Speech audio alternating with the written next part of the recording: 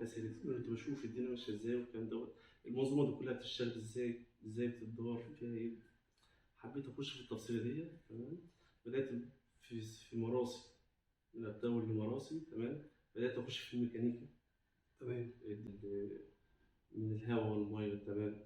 العناصر اللي هو محتاجها. تمام. وابتدت من التربه والتسميد، العناصر اللي هو محتاجها. تمام.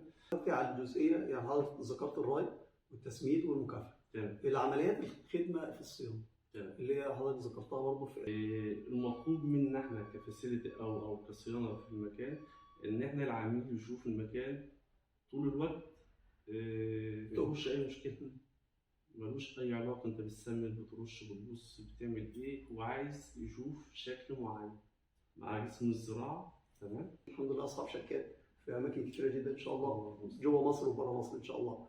يعني الحلم ما بيجافش. اكيد ما بيجافش نهائي، الحلم لا ينتهي حتى بالموت، يعني طول ما انت صاحب حلم الحلم ده هيكمل.